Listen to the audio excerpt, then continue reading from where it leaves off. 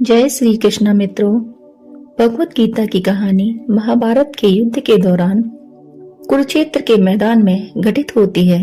यह 18 अध्यायों में विभाजित है और इसमें भगवान श्री कृष्ण द्वारा अर्जुन को दिए गए ज्ञान का वर्णन बताया गया है। गीता में कर्म, भक्ति, ज्ञान और योग के सिद्धांतों का विस्तार से वर्णन किया गया है। महाभारत के युद्ध से पहले अर्जुन को अपने कर्तव्यों और धर्म को लेकर बड़ी गहरी दुविधा होती है। वह अपने ही बंधु बांधवों के खिलाफ युद्ध नहीं करना चाहता और हथियार छोड़ने की इच्छा व्यक्त करता है। तब भगवान श्री कृष्ण अर्जुन के सारथी बनकर उसे जीवन के गहरे रहस्यों का ज्ञान से अवगत कराते हैं। मित्रों, आज की वीडियो में हम 1 से लेके 18 अध्यायों का गुणगान करेंगे। पहला अध्याय, अर्जुन विषाद योग। कुरुक्षेत्र के युद्ध में जब अर्जुन ने अपने रिश्तेदारों, गुरुओं और मित्रों को दूसरी ओर देखा तो वह भावुक हो उठा। उसे धर्म और अधर्म के भेद समझ में नहीं आया। युद्ध के परिणाम स्वरूप होने वाले विनाश को देखकर वह मानसिक रूप से विचलित हो गया और युद्ध के पीछे हटने का निर्णय लेने लगा।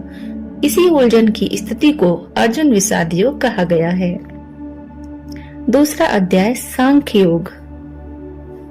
अर्जुन की दुविधा को देखकर श्री कृष्ण उसे आत्मा की अमरता और कर्म के महत्व का ज्ञान देते हैं कि आत्मा न जन्म लेती है और न ही मरती है। शरीर नाशवान है लेकिन आत्मा अविनाशी है।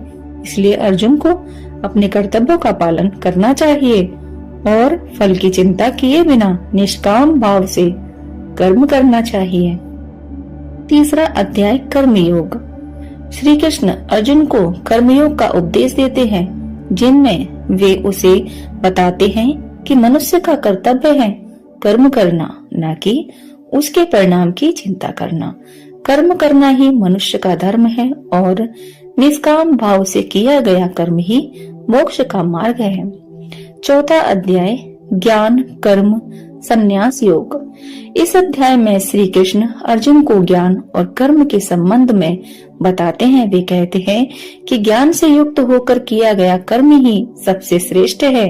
वे अर्जुन को बताते हैं कि उन्होंने पहले भी यह ज्ञान सूर्य को दिया था और अब उसे दोहरा रहे हैं। पांचवा अध्याय, कर्म संन्यास योग। इस अध्याय में कर्म और संन्यास के बीच के अंतर को समझाया गया है।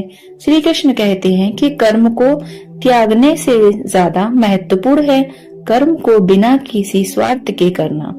सच्चा सन्यासी वही है जो अपने सभी कर्मों को भगवान को समर्पित कर देता है। छठवां अध्याय, ध्यान योग।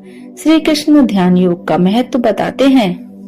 वे कहते हैं कि योगी वही होता है जो अपने मन और इंद्रियों को नियंत्रण कर ध्यान में स्थित हो जाता है। ध्यान के माध्यम से मनुष्य आत्मा ज्ञान प्राप्त कर सकता है और आत्मा को परमात्मा से जोड़ सकता है। सातवां अध्याय, ज्ञान विज्ञान योग। इस अध्याय में श्री कृष्ण भौतिक और आध्यात्मिक ज्ञान की महत्ता को बताते हैं। वे कहते हैं कि जो व्यक्ति परमात्मा के वास्तविक रूप को जान लेता है वही सच्चा ज्ञान को प्राप्त करता है। इस ज्ञान से मनुष्य सांसारिक मोह माया से युक्त हो जाता है। आठवां अध्याय, अक्षर ब्रह्म योग। अर्जुन मृत्यु के समय परमात्मा की प्राप्ति के बारे में प्रश्न करता है। श्री कृष्ण बताते हैं कि मृत्यु के समय जो व्यक्ति भगवान का स्मरण करता है वही मोक्ष को प्राप्त करता है। वह अध्याय आत्मा की अमरता और परमात्मा की शरण में जाने का मार्ग बताता है। नवा अध्याय, राजविद्या राजगुना योग। इस अध्याय में श्री कृष्ण बताते हैं कि भक्ति योग सबसे श्रेष्ठ है। वे कहते हैं कि भक्ति के मार्ग से मनुष्य भगवान की कृपा प्राप्त कर सकता है। जो व्यक्ति भगवान में पूर्ण श्रद्धा रखता है वह सांसारिक बंधनों से मुक्त हो जाता है। 10वां अध्याय, विभूति योग। इस अध्याय में भगवान श्री कृष्ण अपनी विभूतियों का वर्णन करते हैं। वे बताते हैं कि वे ही संसार के कर्ता, धर्ता और संहारक हैं। जो व्यक्ति इन विभूतियों को जानता है और उन्हें समझता है, वह भगवान के साक्षात दर्शन कर सकता है।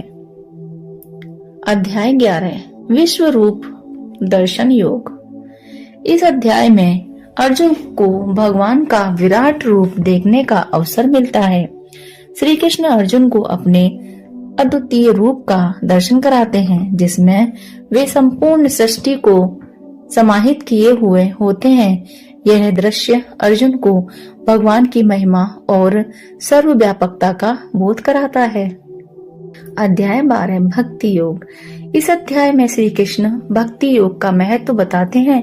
वे कहते हैं कि जो व्यक्ति निस्वार्थ भाव से भगवान की भक्ति करता है, वह भगवान के परम धाम को प्राप्त करता है। भक्ति से ही मोक्ष संभव है और भगवान के प्रति समर्पण ही सच्चा धर्म है। अध्याय 13 क्षेत्र क्षेत्रज्ञ विभाग योग। इस अध्याय में शरीर और आत्मा के बीच अंतर को समझाया गया है। श्री कृष्ण बताते हैं कि शरीर क्षेत्र है और आत्मा क्षेत्रज्ञ है। जो व्यक्ति आत्मा और शरीर के इस अंतर को समझ लेता है, वह सच्चा ज्ञान प्राप्त करता है। अध्याय 14 गुण त्रय विभाग योग। श्री कृष्ण इस अध्याय में सत्व, रजस और तमस 3 गुणों का वर्णन करते हैं। वे बताते हैं कि यह तीनों गुण मनुष्य के जीवन को नियंत्रित करते हैं। जो व्यक्ति इन तीनों गुणों से ऊपर उठ जाता है, वही परमात्मा की प्राप्ति करता है। अध्याय 15 पुरुषोत्तम योग। इस अध्याय में भगवान श्री कृष्ण बताते हैं कि संसार एक वृक्ष की तरह है, जिसकी जड़ें ऊपर है और शाखाएं नीचे। यह संसार मोह माया से भरा हुआ है और इस वृक्ष से मुक्त होकर ही मनुष्य परम पुरुषोत्तम की प्राप्ति कर सकता है।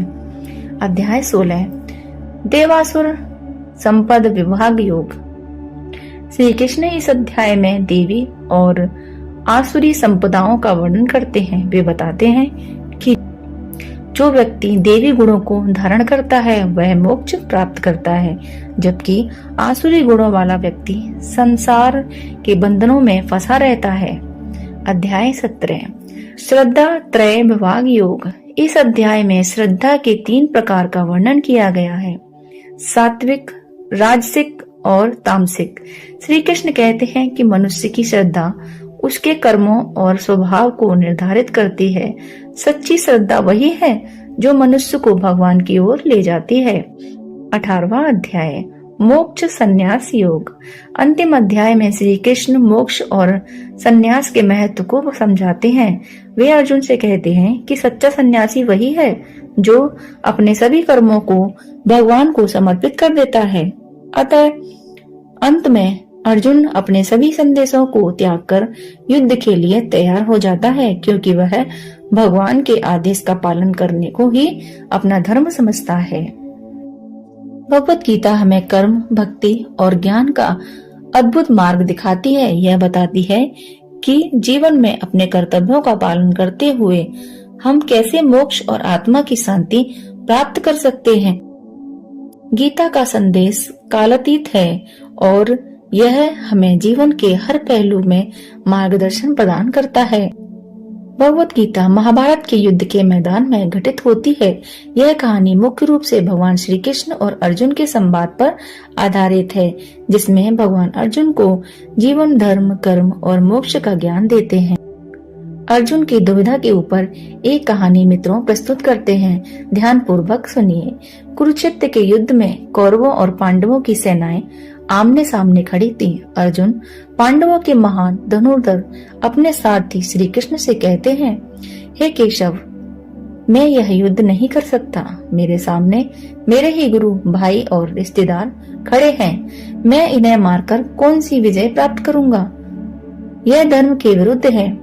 मेरे हाथ कांप रहे हैं। मैं मन अशांत है और मैं शस्त्र छोड़ देना चाहता हूँ। अर्जुन की यह दुविधा मानव जीवन की कठिनाइयों और नैतिक संघर्षों का प्रतीक है।